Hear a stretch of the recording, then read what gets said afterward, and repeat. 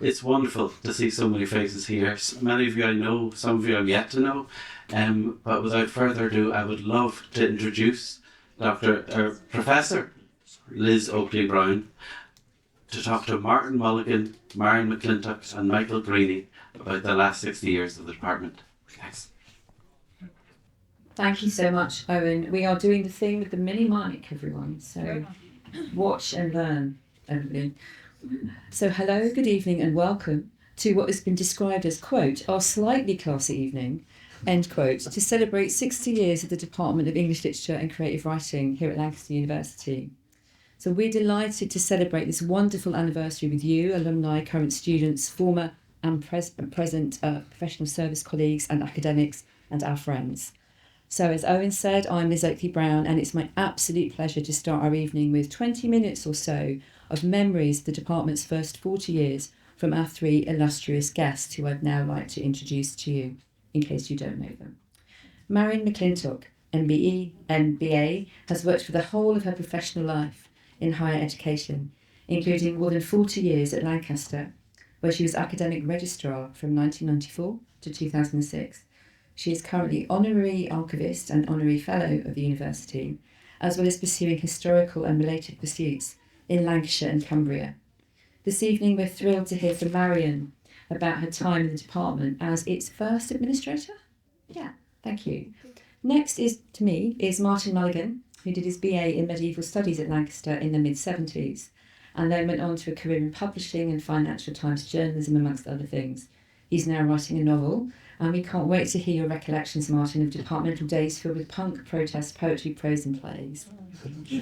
And this year, last but not least, Professor Michael Greeny celebrates 25 years working in the Department of English Literature and Creative Writing. I'm privileged to have worked with Michael for 18 of those years, and I'm especially looking forward to hearing about his life in the department in the 1990s. And so, to kick things off, and we're going to have to try and sort of choreograph the mini-mic. My question to each of you is, what was the department like in your first few years here? So while you're thinking about that, Marion, I'm going to start with you. I'm going to pass this over to you. Yes. Okay. So thank you. There you are. So this is a bit impromptu. The department, when I came, was in its 5th year, so actually it wasn't really such an infant after all. But it was still very innovative, a very charged place, where people passionately pursued their key interests. If we had a debate, for example, about the curriculum for modern literature, we might end up agreeing at the end of the day, or we might end up not speaking to each other. And when I turned up on my first day, 1st of January, 2nd of January, it was a very big and empty room that I came to, with no indication of what I should be doing there. So I had to make it up and find out what was needed, actually, because although the department had made the case to the university to have an administrator, they hadn't actually defined what that administrator might do. So actually what I spent a lot of time doing was helping students change their seminar groups, because they were never pleased with what they'd originally been given, and greatly was formed outside while I did that. But we had an amazing department at the time, and some of their books are at the back of the room for you to look at. Names like Anne Cousinar, David Craig, Norman Fairclough, and obviously, of course, Bill Murray, who had come from Khartoum to take up the chair here in Lancaster, and who was very influential in university affairs, in a university that at the time everybody knew everybody. I'll stop there for now. Okay, thank you, Marion. If you could pass to Martin, so we can go. We're doing decades. Thanks. Thank you. Casey, thank you. Thanks. Well, my first year in Lancaster was 1975. And what struck me from the outset was how how passionate people were about their subjects, but more than that, my tutors, they all had this in common, that they sort of communicated their own love of the subject. And in some cases, that sounds very touchy-feely, but alongside it went a really stern discipline, actually. They didn't suffer fools gladly in a lot of cases. So there was an element of discipline around it that I found really bracing and tonic. I mean, I remember not least Meg Twycross in her Anglo-Saxon class, which she set the bar very high. Yeah. And then another luminary in the audience, Richard Dutton. I mean, his unfeigned love of Shakespeare and Jacobean drama just, set people on fire in a way. It was just, they really seemed to me an embodiment of what a university ought to be, which was people love their subject, really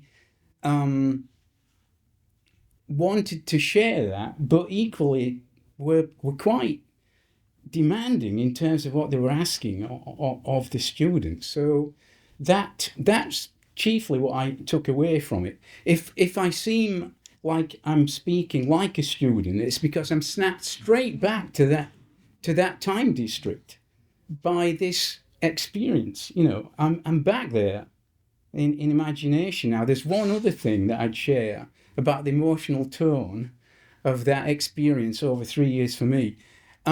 Lancaster at the time, in some ways, was a hotbed of student activism.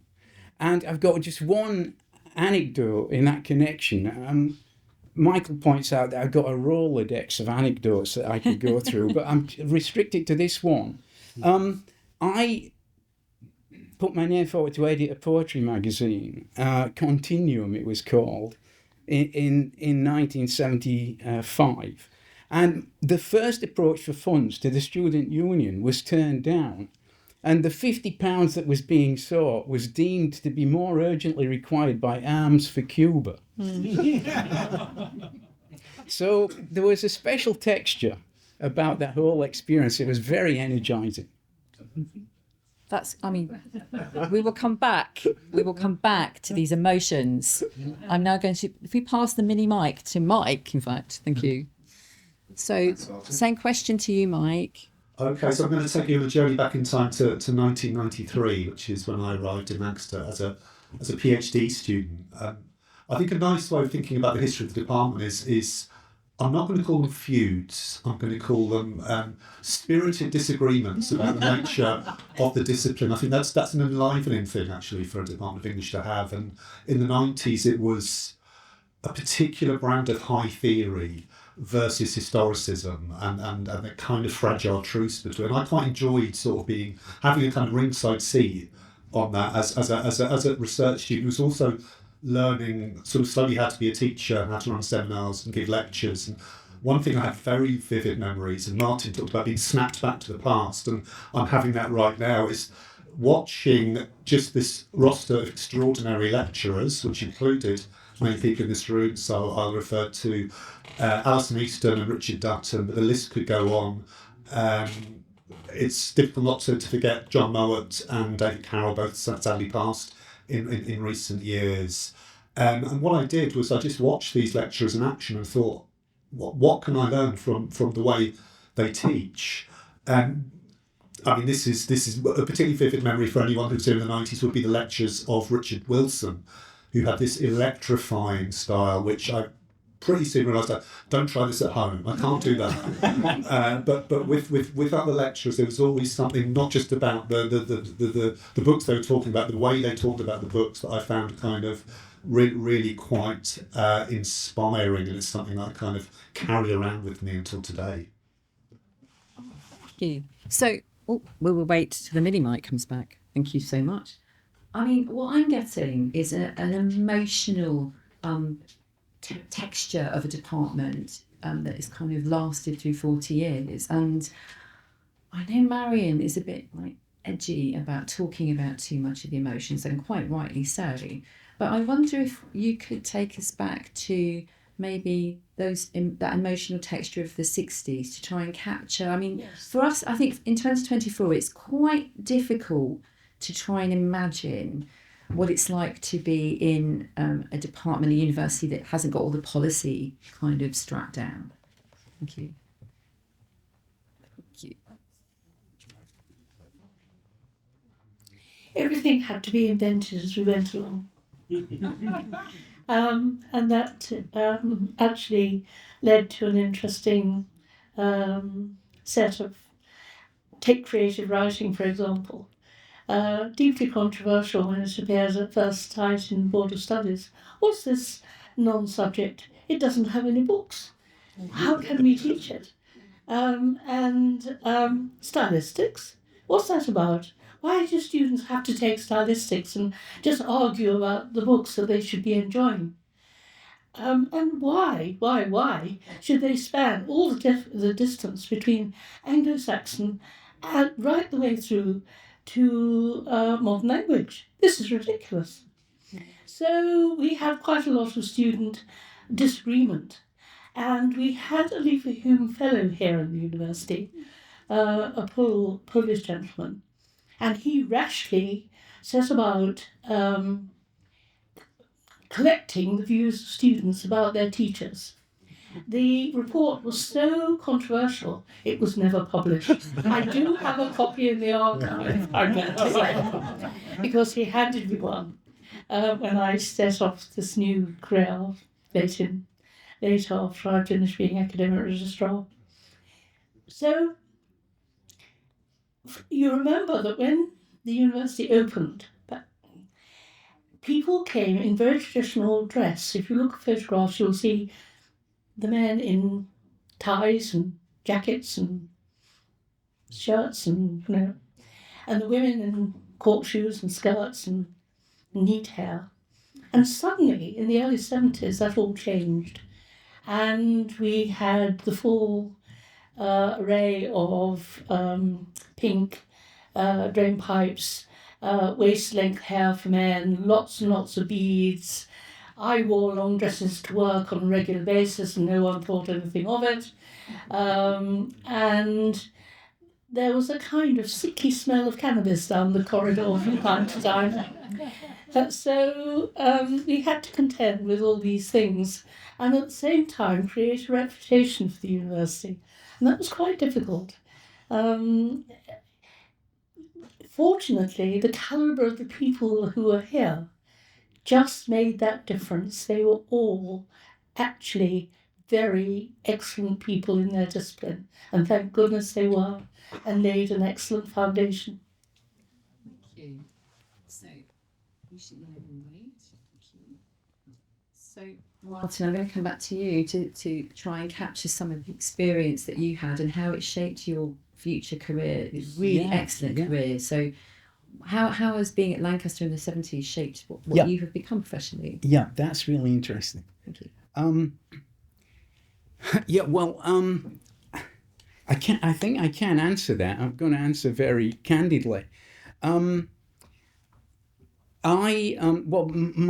bulk of my career was with the Financial Times, and I wrote a fair bit across the newspaper for more years than I care to count. But here's the thing: at Lancaster, for all my enthusiasm that I was, picking up from other people, I realised I wasn't cut out for academia. And my tutors picked up on that, even in my essay style. I remember, for instance, Richard Dutton repeatedly warning me in my essays that if I persisted in my natural style, that, I'd pay for it, as it were. It was wholly encouraging, but it was reflecting back to me something about my relationship to words that sort of carried a heavy toll or penalty in that environment. So I came out with a 2-1, I should add. But what I'm coming to is I realised that my natural writing style was more essentially journalistic, that I could write in a way that, you know, could draw people in, but it wasn't as rigorous perhaps as some of the academic discipline that they were trying to impart. So I had more fun than was good for me at Lancaster. I think we'd like you to talk about the fun as well, if I may. You're working very hard, but the fun would be good to hear about. Well, let me see. I suppose that there was a really good culture here in terms of the music culture for a start, you know. And this really is going to date me, but the first person I heard in the Great Hall there, as it was then, was Joan Armatrading in 1975, you know. So there was a vibrant student culture here that was quite intoxicating, actually. I'm not sure I want to develop it beyond that. We will have time in the interval, Martin, if people want to know more. I mean, Mike, could you, what was the intoxicating atmosphere like in the 90s for you? And you can take that question in any way you'd like. I think I'm going to take it in a figurative direction. That's my choice there. Yeah, this is going to make me sound very institutionalised, but something that maybe students don't always realise is that as colleagues, as members of staff, we get nervous. That particularly the start of an academic year, there's this strange moment where you've had 3 months, you know, in the library or on holiday or whatever, and then suddenly there's this jazz hands moment of being in front of loads of students, and there's a sharp intake of breath, and then before you know it, you realise actually I'm getting paid to do this, and it's fun. So and when a seminar goes well, which, you know, a lot of the time it doesn't feel like work. So that isn't quite the kind of borderline illegal intoxication that maybe you were hoping to elicit there, but I do think that it's, you know, I think it's you know, it's one form that's still on offer in the corridors of Lancaster University's intellectual and cognitive intoxication.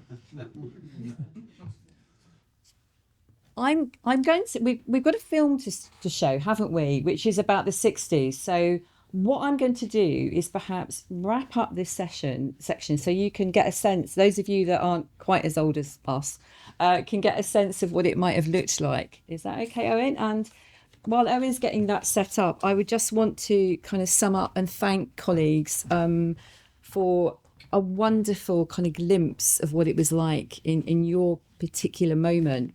And I would just say that these are hard times for higher education, and it's clear that English literature and creative writing at Lancaster University is comprised of all the people, past, present, and those to come, who make up what I think and have always felt, even before I got here, is an exemplary department. So please join me in thanking Marion, Martin, Michael, and all the people who've made this department possible for providing a glimpse of its vital social history. Thank you so much.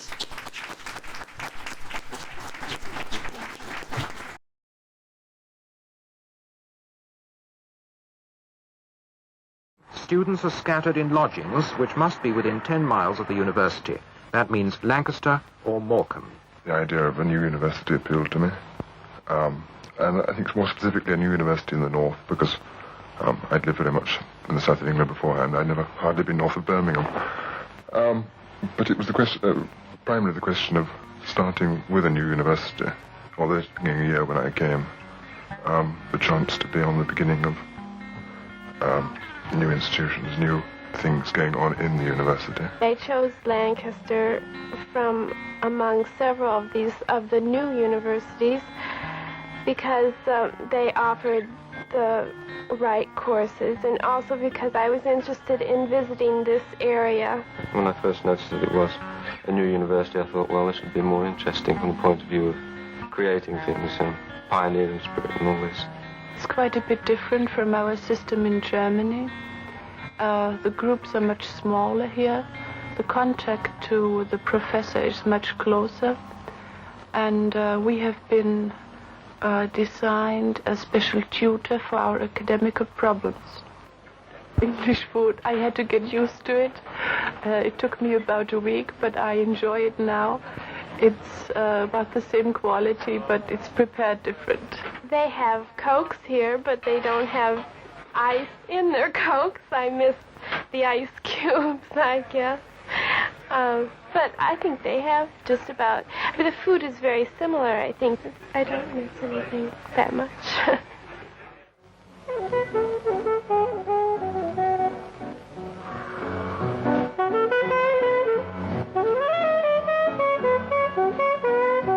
Many of these students came here because they wanted to be in at the start of something. They're pioneers, and they know it. Being a pioneer is occasionally inconvenient, but it's often exciting. There are people who'd like to see more rules and regulations at Lancaster. But to quote the Vice-Chancellor, you make people adult by treating them like adults, not by imposing the discipline of the schoolroom. The first essential is to give the students freedom.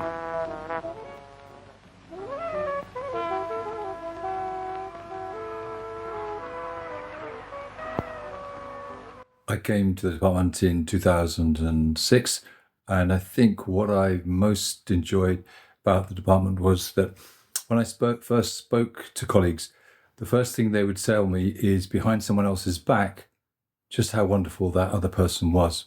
Hi, I'm Rob Keeley, and I studied creative writing by distance learning from Lancaster, gaining my MA in 2013. I have very happy memories of the department, the summer school, the lovely dinners we enjoyed together, and sharing our writing afterwards. I'm now an award-winning children's and young adult author and workshop leader, and I'm about to publish my 16th book. We've got a German and an Italian, one from Thailand, one from Ghana, but he's my own personal student. And the rest are English, I think. Hello, I'm Owen Walls. You're about to see me on stage. I joined Lancaster in 2013. I really enjoyed it when I came. And just after I came, we started the course in world literature for the first years, and that was great. And since then, it feels like the department has grown increasingly more diverse. We've got more staff from across the world. We've got a lot more creative writers now in the department, and that makes it really exciting to work with. And one of my big highlights throughout this time was working with all my colleagues, but also a long-time hero, Paul Muldoon, who I've always admired his work, and it's been fantastic having him here, going to his talks and listening to him interact with the students. David Alexander. I went up to Lancaster in '68, which was the first year people lived on campus, and graduated in '71. Not with a particularly inspired degree, but it stood me in good stead anyway. For the last 50 years I've been living in Holland, and for the last 30 I've been working with PhD students, particularly from the biomedical sciences. My main input with them has been to get them to report their science as readably as possible. I sometimes hear some of them say, sometimes many years later, that they can still hear my voice in their heads as they write, which to me sounds like a terrifying legacy. But it's been a great time, I've loved it, and I would probably do it all again, hopefully just a little bit better. So thank you, Lancaster. Happy birthday. And may the next 60 years be as good as the last.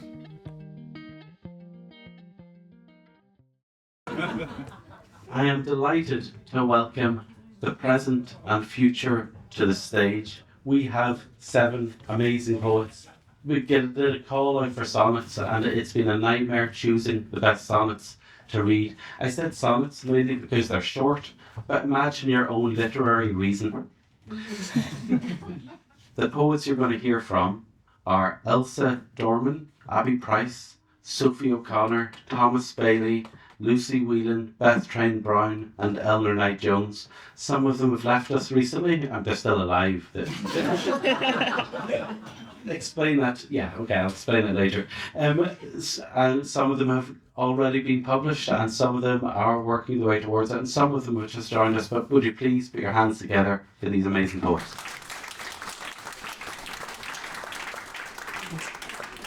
Constance Dorman.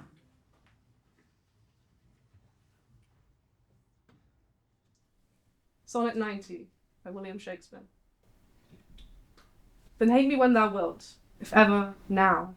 Now, while the world is bent my deeds to cross, join with the spite of sorrow, make me bow. Do not drop in for an after loss. Ah, do not, when my heart has staked this sorrow, come in the rearward of a conquered woe, give not a windy night, a rainy morrow, to linger out a purposed overthrow. Thou wilt leave me.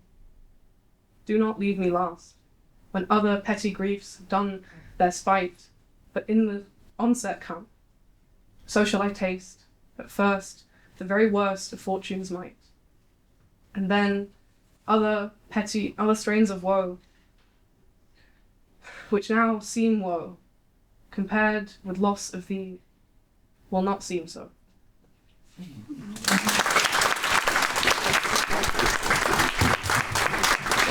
Happy Christ. This is called Phantom Beauty.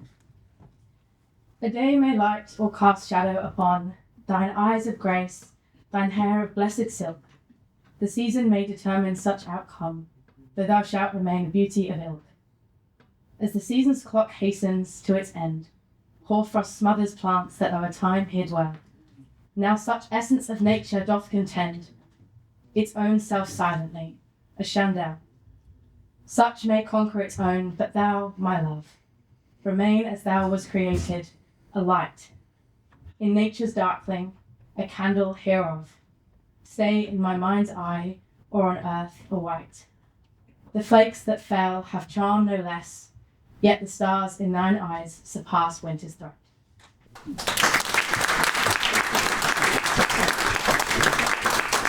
Sophie O'Connor. Thank you.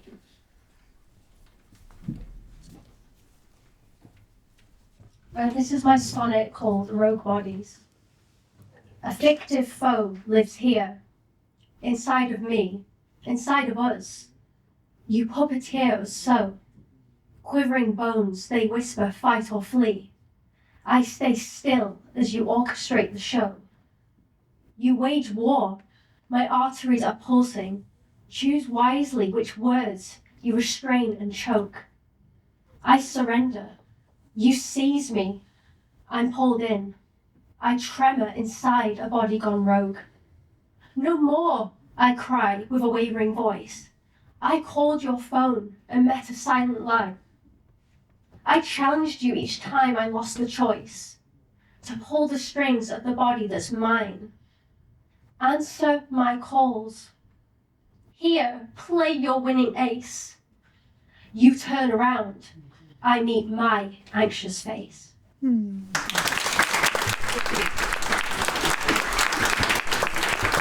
Mama Cleary.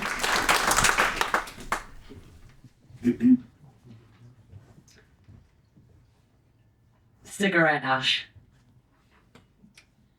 My childhood friend became a stranger long before she died.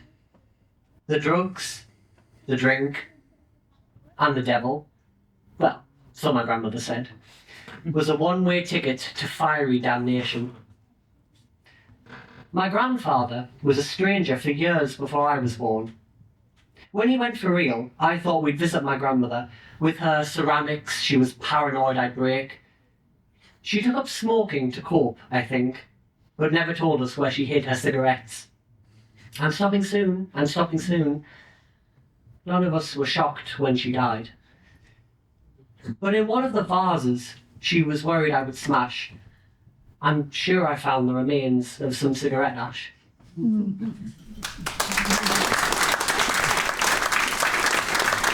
Lucy Wounded.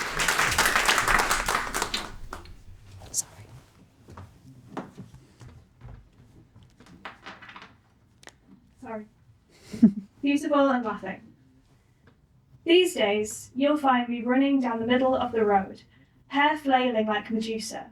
eyes bleeding mascara, I buy enough shots to scream the words they cut from our tongues. My snakes make artifacts of lipstick smudged cups. Let them turn vodka stains into monuments and statues. These nights, I find myself turning men to stone again, silencing small heartbeats while they kick each other's heads in, wading through their stillness all the way to the river, calling for the moon's reflection on the water. She stays up with me as the dawn breaks. We laugh together until sunrise.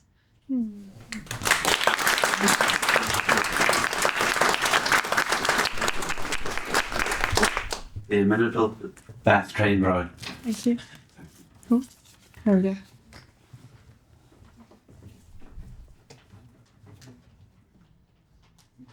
Sorry. There we go. I will make of my heart a rock, which is written by Michelangelo the sculptor to his model, Tommaso. I've never made anyone laugh like I do you. Plums of your cheeks half mooning your eyes, while I make an old fool of myself, drawing smiley faces and marble dust. I roll your name around my mouth like pebbles before I say it, when people ask, who is this Christ? All Pygmalion wanted was to whisper the sound of himself from the other side of flesh, wrap himself inside the most beautiful thing to ever come from the profits of his hands. Everything seems so important when you're young. Thank you.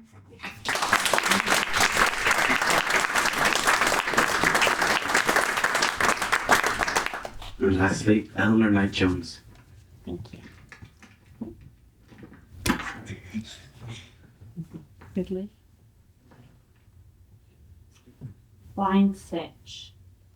My father worked with a needle and thread.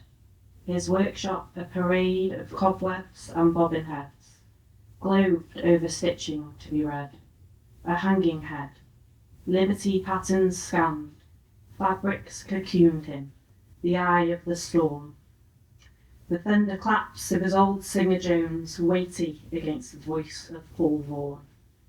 The damp lewd his steady fingers, his bones. I perched, tapping my cherry-painted boots on the patchwork linoleum, laughing every time they're mended. These are my roots, chair mended.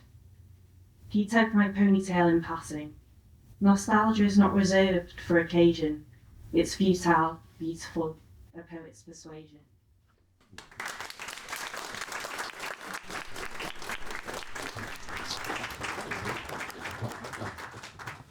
Thanks so much.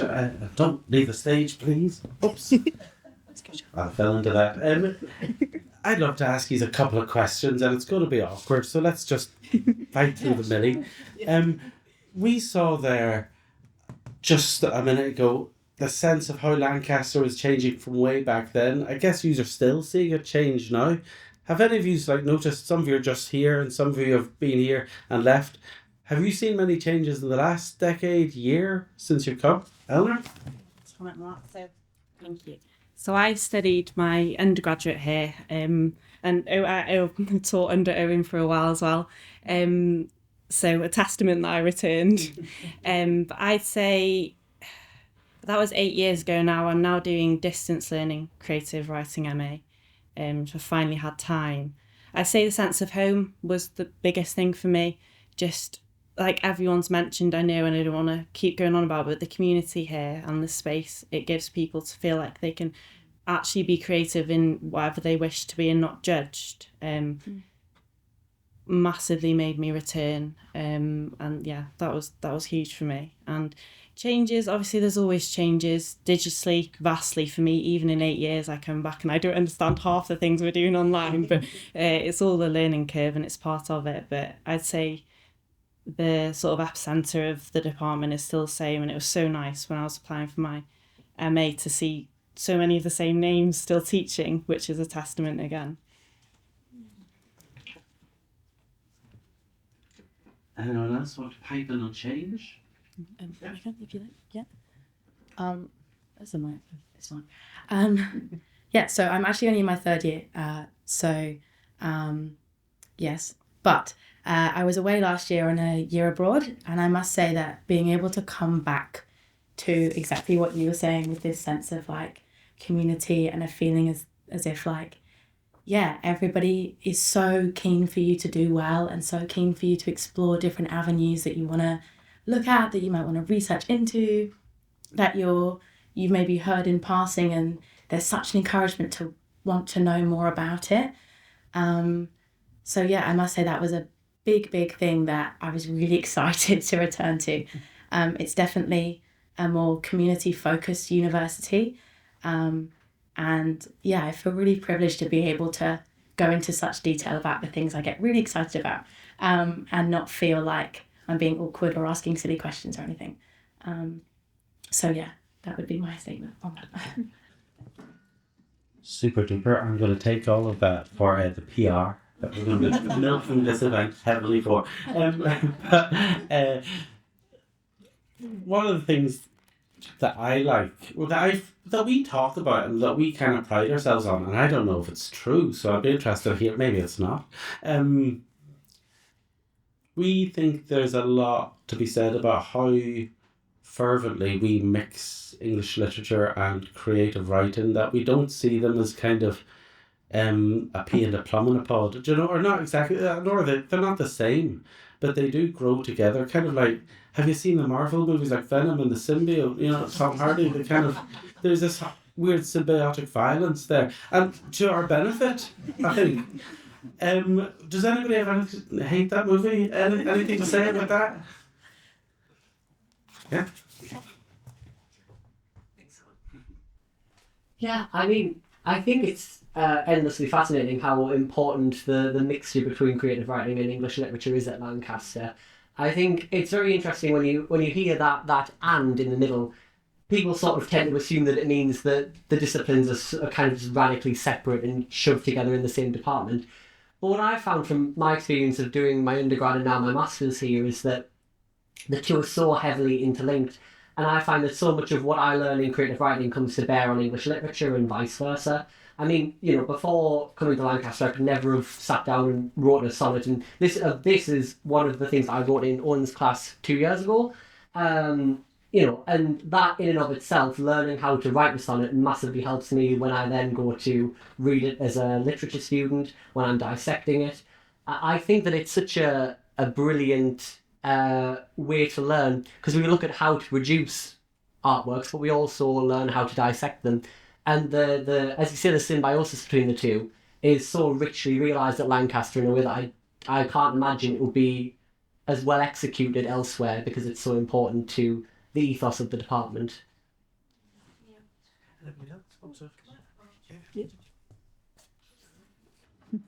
Sorry about this mic thing. It's my responsibility.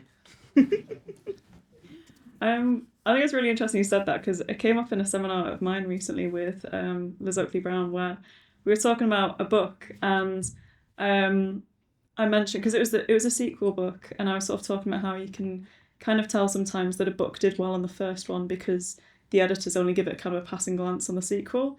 At which point Liz goes, "Oh, that's your creative writing slipping in, isn't it?" Which I think is really cool, because there is loads of like crossover.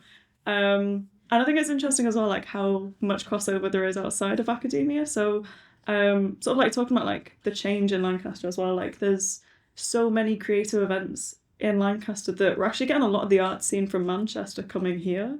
I mean, like we've got like 3 music festivals, but we've also got the Lit Festival. We've got the Poetry Festival in Kirkby Lonsdale, in Sedberg. There's the Wordarium, which is a monthly open mic. We've got a monthly open mic at the Story, and all of the Stories creative writing events. And like we did a bunch of roundups on the department's Instagram last year that were just looking at the sheer number of groups and communities on campus, but also in town. And I think it's so cool that there's a massive overlap between people who just love like literature and love reading it and love hearing it, and then you got the people who love creating it. And there's this fantastic like mix in between the two. That's brilliant. Thanks. So I've got one more question and then I'll let you go. So thank you very much.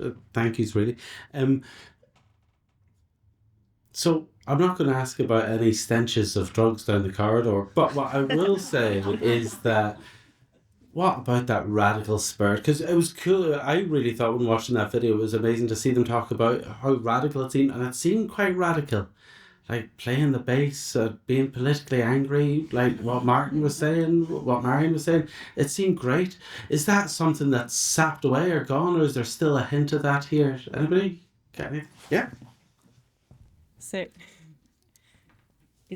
it's interesting you say I didn't have the typical university experience in that I was sort of back and forth between home and North Wales, but that poem I just read was actually about my father that passed away when I was studying my original degree.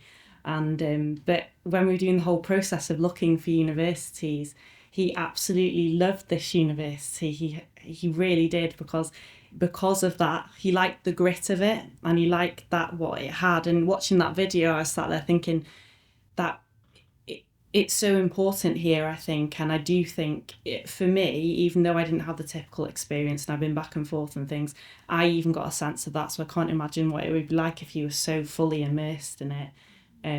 It's just got that a large part of what appeals to it for me, the grittiness of the university in the best possible way.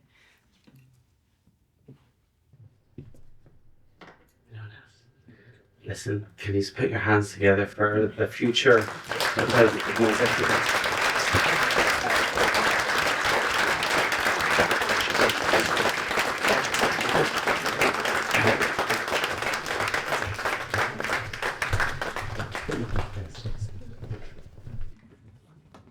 was great. So now I guess we're segueing back to the present of Lancaster.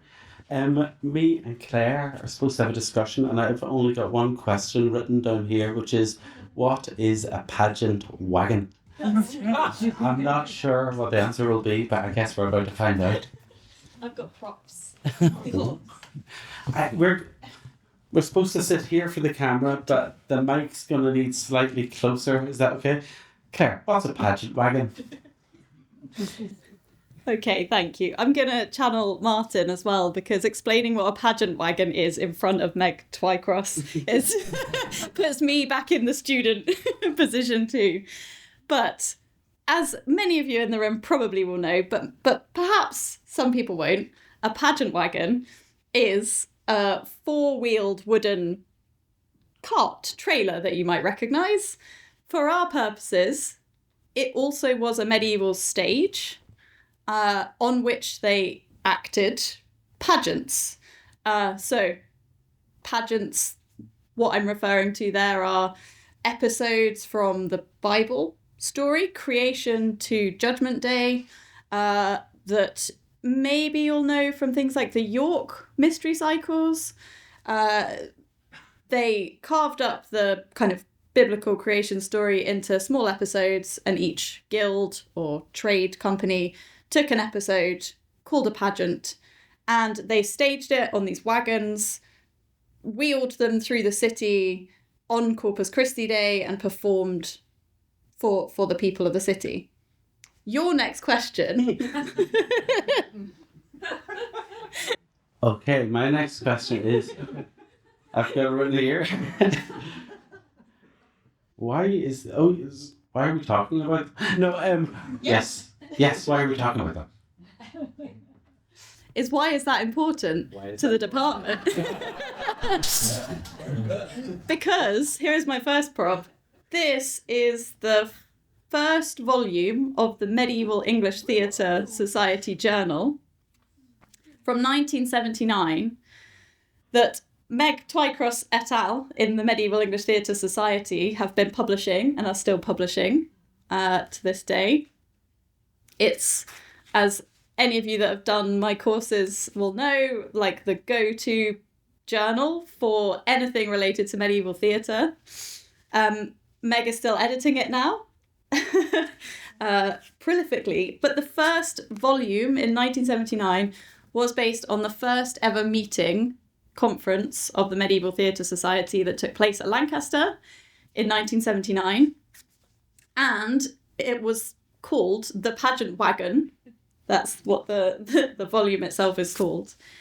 And for me, that it's so special because their whole meeting was kind of based around, yes, academic research that was taking place around, what was medieval theatre like, but also Meg tells me a handmade reconstruction of a pageant wagon that she had here at Lancaster.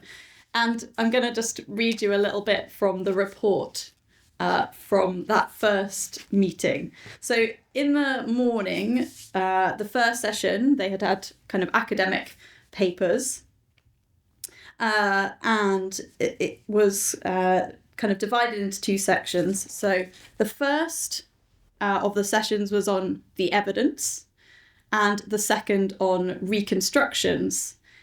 In the first session, various people who have been working on the dramatic records of different cities were asked to reassess what is known about the pageant wagon from the latest state of the evidence available for their particular city. It quickly became apparent that there was an immense range and disparity of information in the records, both in quantity, timescale, and the kind of thing that company officials saw fit to record. The second session began with a visit to the Nuffield Theatre studio to inspect, clamber on, and generally test a Lancaster reconstruction, successfully proving that you can get at least 28 people on a 12x6 pageant wagon stage, provided they all keep perfectly still.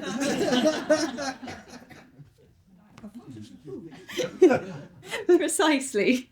And for me, that just kind of encapsulates the whole approach. So it was practical, it was kind of fun. It's a kind of society that is so kind of Meg and Lancaster and its origins. And it is still that today, I think. Wow, so the medieval English theatre... Oh, sorry, beg your pardon. Because it's massive, isn't it? The Medieval English Theatre Society. I mean, it's still... That's not the only journal that covers it, is it? But it's very much a worldwide journal, isn't it? Yeah. Yeah, it's I would say the leading medieval theatre journal. There are others, but it is an international society. It's kind of personal for me in a way because my PhD supervisor, Professor John McGavin, was part of the early kind of founding of the society too. It's also the place where I gave my first ever academic conference paper in 2013. Was then hosted by Bangor University on the theme of travel. And ironically, given the theme, they had a load of snow the week before and nobody could get there because all of the trains were disrupted. But it was honestly such a lovely community. And I think some of the people that have been talking about kind of Lancaster's community feeling this evening, that translates so much into the Medieval Theatre Society too.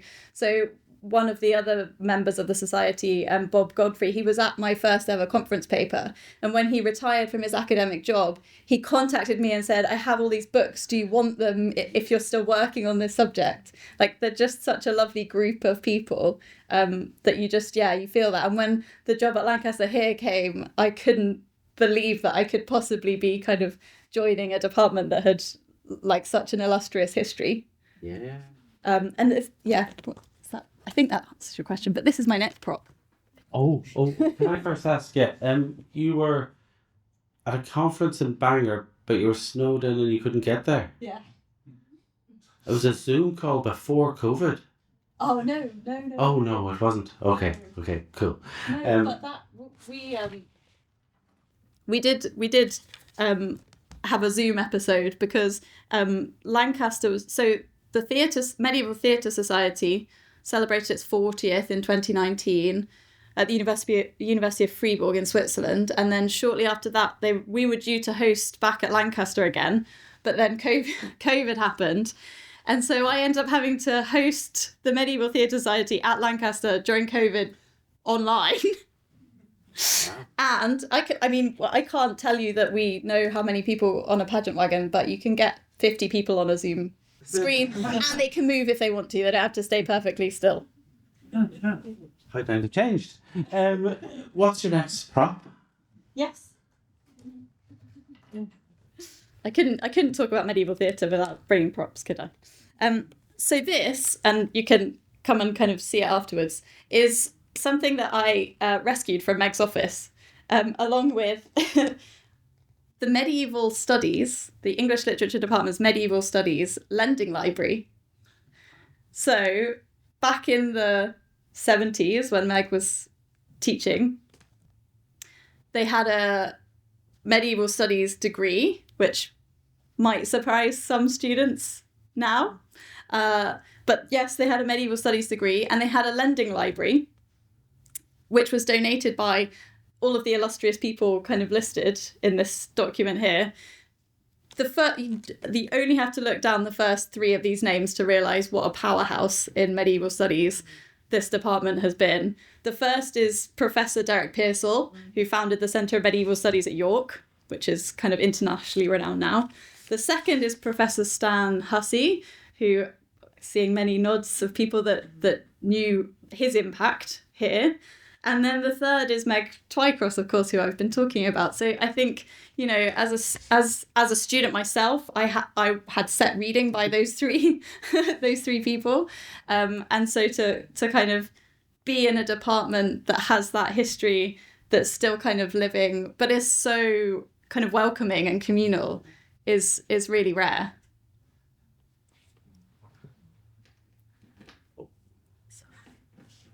That sounds fantastic. Does it still feed into your teaching though? Like, is it still part of the academic culture here? Yeah. Yes. I think it hugely is, or I hope it is. I mean, so we have some medieval studies like first and second year. We teach mankind at the second year, still some of the medieval theatre stuff. But I also, in the past couple of years, have taught a 10-week third year module on medieval theatre. And, you know, I told Meg I was doing this, and she sent me loads of kind of pictures of them having recreated and staged many of these plays.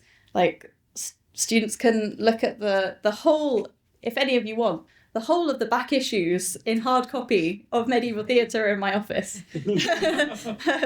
So yeah, I think it really does still kind of feed in. And I think actually one of the other things, so like similarly to what Mike was saying about kind of learning from colleagues kind of teaching here, the adventurousness and kind of enjoyment that kind of comes through from experimenting with a pageant wagon is something that I kind of try to channel where I can. So like we have an MA module that's collaborative with the University of Lausanne in Switzerland, and we go and read Gawain and the Green Knight in the Alps and in the Peak District and things. And I don't know that other places have that kind of spirit to do those kinds of things. The people who set the tone for that allow us to keep doing it, I think. I saw some of these photos of you in Lausanne and was deeply jealous. They looked amazing, they looked sunny, and looked like a big old holiday. Were you on a big old holiday, or was it massively literary? Was it? I hope so. I don't know. Was it? I mean, we could ask Beth. Beth came on the latest version. Yes, there is. It's great fun, but there is also kind of literary underpinnings, seriousness to it. I mean, like, so Gawain and the Green Knight is one example. I know that Liz Oakley Brown has also been involved with this collaboration from the beginning too. That, you know, we go to a place called Lud's Church, which is like a kind of rock chasm in the Peak District, where the Green Knight is supposed to have had his kind of green chapel and read some of Gawain there. And then on the other side, when we go to Lausanne, we visit the Chateau de Chillon, so the famous for Romanticism, Byron's poem, but also it shared an architect, the Savoyard architects that designed the Chateau de Chillon, designed some of Edward I's castles on the north coast of Wales, which is Gawain landscape. It's where he kind of comes from Camelot and lands and charts the coast of Wales and arrives in the wilderness of Wirral, where no man but that God loved lives, apparently, is what the poem says. So yeah, we go to these places and we read the poetry, and hopefully we're kind of inspired to learn new things. I always learn new things, and so I hope the students do too. I'll let Beth answer that one probably. That's fantastic. And listen, that's class. That's really interesting. I'd love to talk a wee bit. I know this is a bit more Graham Norton than we paid for, but you've got a book coming out next year. Is that too challenging? Go on, tell us a wee bit about the next book that's coming out. Because I'm not one of the younger members of staff, but we both joined in the last years. And Joe, can you just talk about your next book? I'd love to hear what we're doing academically, scholarly right now. Yes, I will keep it brief. What is my book about? Okay, it's about insult, actually. It's about defamation and libel, but essentially it kind of comes back to that kind of early theatre, but not the biblical kind, the morality kind, where you've got the everyman, the kind of figure that represents humanity, and you've got a good angel and a bad angel, that kind of model people might be familiar with. So those plays, the vice characters have this really kind of vivid culture, I would say, of insult. They're like mischief. Everybody says they ruin the moral of the play because they're so fun, and they get the audience kind of involved in the vice and the sin, and you're not supposed to do that. You're supposed to be learning from the virtue characters. But it's a really distinctive part of early theatre. In the 1590s, it becomes a criminal offence to libel your neighbour. So it's always been a criminal offence to defame the monarch or a kind of a public official, but in the 1590s you can start suing each other for monetary damages for just calling each other names in the street, and that's a huge change, which means we've got loads of legal records about people writing verses that are like defamatory and terrible. They write plays. So there's a play from Kendal where the local landlords are seen in hell, and one of the local kids is like, oh, the landlords are in hell, and everybody kind of, yeah. There's one from somewhere in Yorkshire where the Earl of the locality is carried off by the devil. And so yeah, they have loads of creative ways of libeling each other, and because it was criminal, we have legal records to show it. So that's why I spend my time reading historic insults and rude verse. That's what I've been writing about. That's fantastic. Listen, thanks so much. I think we're nearly done for the night. We have 2 more speakers. Mark Knight's going to be the last, the current head of department. Maybe he'll do the job forever, hopefully. So, but then before that, we've got a fantastic presentation from Rebecca Halliwell, is going to read us a piece that you may all know, and I believe the first lecture ever given by the department was on Macbeth. So it's a reading from Macbeth. Don't clap straight afterwards. Give it 30 seconds before the end. Okay. Tomorrow and tomorrow and tomorrow creeps in this petty pace from day to day to the last syllable of recorded time. And all our yesterdays have lighted fools the way to dusty death. Out, brief candle. Life's but a walking shadow, a poor player that struts and frets his hour upon the stage, and then is heard no more. It is a tale told by an idiot, full of sound and fury, signifying nothing. Nothing will come of nothing. speak again.